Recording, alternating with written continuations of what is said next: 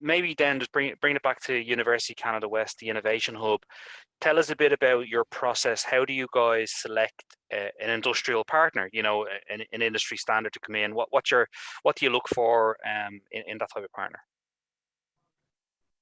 So there's two different approaches to this, Paul. So the first approach that we take to this is that we look at what is current right now. We look at the business market and we say, okay, what's going to make this student or any student successful in the business market? What's going to help them walk out our doors and walk right into a position? And that's the first low-hanging fruit. So the first low-hanging fruit is that, hey, they need some basic understanding, for an example, of digital marketing skills. So what we've done is we've taken the digital marketing associate level badge certification, and we've overlaid that content into our marketing management courses. And then we say, okay, well, those individuals need to have a basic understanding. Now, if they choose a pathway towards digital marketing, then we want to overlay more competencies to help them, provide them, to make sure that they land, again, at that front door of that organization with the right skills to get hired. And so we overlay the digital marketing professional with another layer of a selection of courses built into this track so that they are best set up. So that's the first layer. So we go and we go find partners. They give students some what we call micro credentials inside the courses so that they're able to be job ready. And then in addition to that, we need to make sure these students are cutting edge. And so what we do above and beyond that, and what the hub does, is the hub goes out and sources new ideas, new course content, new things that are going to take them to the next level.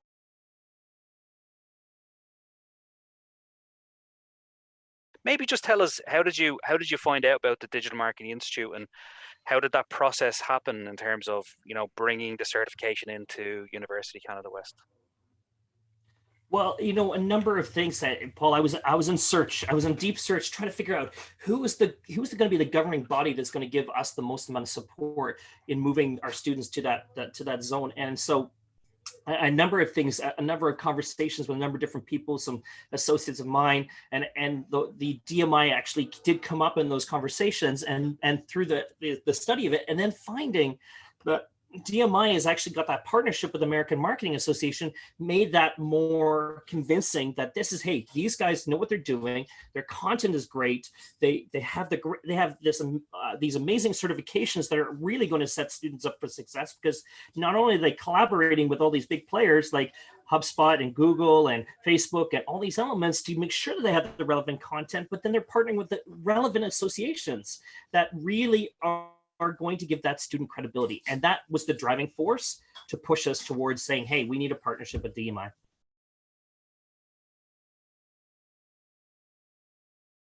The process of becoming a partner, how was that for you? Did you find it efficient, or was it difficult to get it over the line? What were the challenges? No, so Paul, we didn't really have any challenges in getting it over the line. I think, you know, the only challenge is that when you're going through contract and negotiations and those elements is probably the legal team is the worst challenge that you go through. But it was very smooth sailing. Everybody at DMI was amazing. They helped us, you know, they were very accommodating to all our needs, and we completed it pretty much within a month. Where most of these multiple months to do. That's great to hear.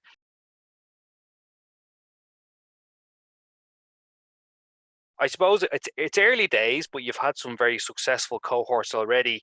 Are you getting a sense of the benefits of the training and certification already for students? Is there any examples of that? Well, you know, Paul, I love you bringing this up, my friend, because we've had some real big success stories with our internship program based on people who have already done the certification and now have applied it to businesses. We've had businesses writing into us saying, "Hey, my God, this student, you know, is amazing and has helped my business drastically in changing and shifting the direction of it."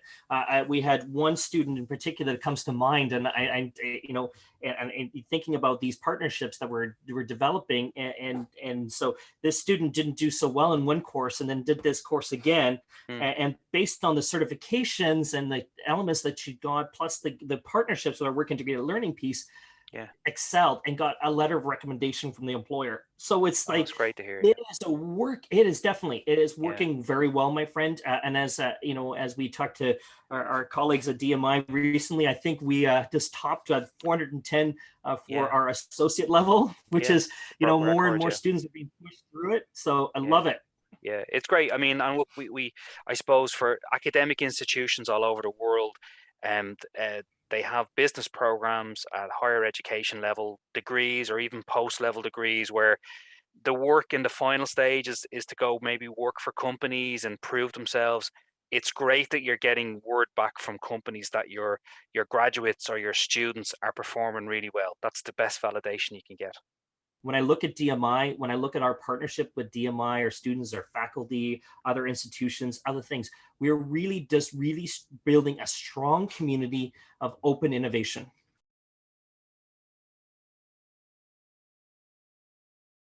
Maybe tell us, have you got any feedback? I know you mentioned that company writing the referral letter and being really happy with that student. Have you had any benefits or feedback from industry partners about the Innovation Hub and what the UCW are doing? One of the things you mentioned there was the alumni students, and it is super important for universities to be able to connect with those alumni, because they need to be the mentors of tomorrow. They need to be able to mentor, and if we create that cycle, it's great. It's a great way for us to continue that journey and continue that innovation piece. When we look at other industrial partners and other people that we've had, we've a number of different industrial partners that we work with. We work with Salesforce, we work at Amazon Web Services, and we're starting to see some of those accolades. But again, we're seeing more from DMI because that was our first initiative, and we're now starting to see more coming from the other ones as we start to implement them into our programs. That's great to hear.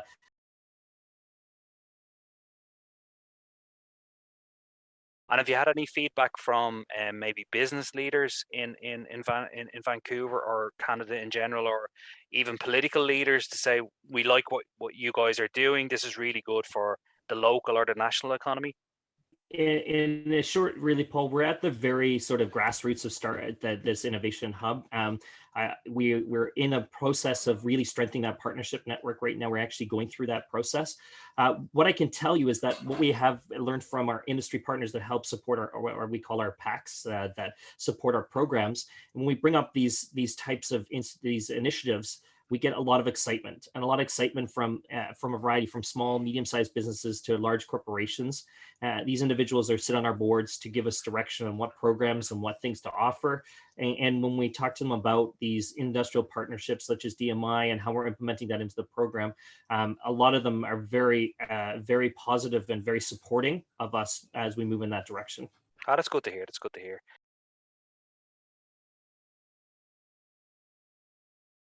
Maybe tell us a little bit more about the AMA, like how important is that to your students and the partnership? Well, just like anything, networking is so important. It's so important to everybody's journey. How do we connect to those opportunities? Right. We look at going on to Indeed and applying to a job right now. We have AI in place. So yeah, good luck in finding that job, because what happens is the AI is determining who's going to be listed and who's going to be shortlisted. And sometimes we don't build a resume in the right keywords in order to do that because we don't have the right experience. So, but I think the best way we can build relationships and the best way we can get opportunities, and the most successful way to get opportunities, is through networks. And so, UCW has partnered, or University Canada West has partnered with a number of institutions. So we've just launched our first BCMA chapter, which is a British Columbia chapter of American Marketing Association. We've also just recently signed an agreement with Startup Grind, which is an affiliation of Google, which is around the grind element. We're partnering with Vancouver Startup to launch all their initiatives within the building. It's so important to bring partners in, associations. We've got a number of other associations that we've talked with, the Women Leaders of Tomorrow. We've got We've got a women's incubation we're bringing to UCW. We have a big push towards diversity. We feel that, and unfortunately at these times, a lot of women, 1 in 5, have lost their jobs over COVID, and it's very unfortunate. And we feel there's an opportunity to really push the university in this direction to support women. We've got scholarships to support women in that space, and we're connecting with all these different women's associations to help support in that element too. I'm very impressed. I mean, the amount of work that you're doing, it's passion, and it's all really good stuff.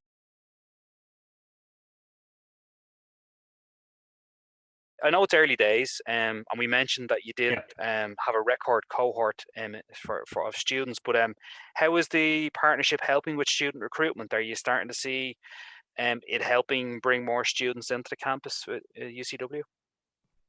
Well, just give you an idea, Paul. Our numbers grew quite a bit. I think we had 120% increase or more in our numbers over the last year, despite of COVID. So something is happening, my friend, and I think some of it has to come back towards these associations and these industrial partners that are. I think students are looking and saying, "Hey, by the end of this day, I need a job at the end of this journey." And in this university is moving towards not only giving me the critical thinking skills, the collaboration skills, and all those soft skills we need, but they're also giving me some credentials that open up that door and give me some ideas and giving me some times to get in and get some of that work experience in order to set them up for success. Yeah, it's brilliant. And I mean, again, we can only say from working with our academic partners and talking to students ourselves, I think there's a real appetite for people to, if I'm going to put 3 or 4 years worth of work in, I want to be pretty sure I can get a job at the end of this. So that's a big driver for people, and it's great to see that. Is there any other? Paul, go ahead. Yeah, Paul, we're also working on another initiative that I'm trying to do is around module learning piece where, we're trying to get to a point where I want to make education flexible. I want to make it flexible so students can come at their own time and space and be able to complete it at their own time. And so we don't affect them. So maybe we give them the DMI credentials, we give them the tools, and then they go off and they start doing some of these things. And then we support them with other tools, like we said, other more advanced things they're going to help advance that certification to even further so they can excel in that job as they're moving towards their degree.